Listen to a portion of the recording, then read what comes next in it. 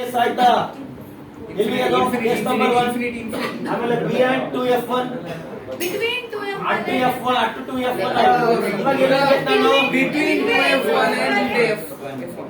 Same ಎಂತ line ನೋಡಿಬೇಕು ನಾವೀಗ Parallel. ಏನಿಲ್ಲ 1947 2024 ತನಕ ಇದೇ ಲೈನ್, ಒಂದು ಪ್ಯಾರಲಲ್ ಒಂದು ಆಪ್ಟಿಕ್ ಸೆಂಟರ್. ನೋಡು ಇದು ಪ್ಯಾರಲಲ್ ಲೈನ್ ಎಲ್ಲಿ ಹೋಗ್ಬೇಕು ಆಫ್ಟರ್ ರಿಫ್ರಾಕ್ಷನ್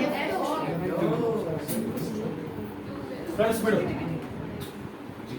ಆಮೇಲೆ ನೆಕ್ಸ್ಟ್ ಇನ್ನೊಂದು ಯಾವ್ದು ಮೇಲೆ ಬಿಡ್ಬೇಕು ಈಗ optic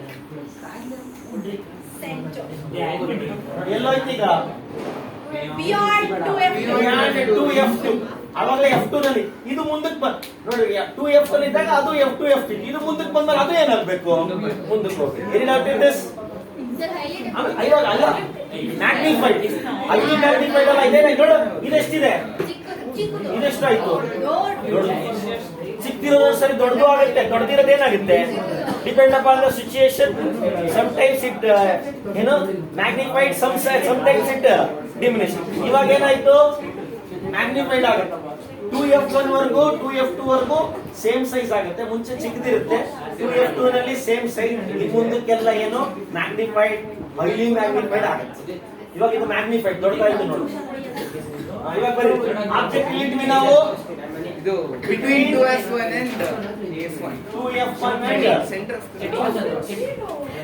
f1 between 2f1 and f1 image will be image beyond 2f2 in the archer. Next nature real inverted magnified. Next one next case. ಇನ್ನೊಂದ್ಸರಿ ನೋಡಿ.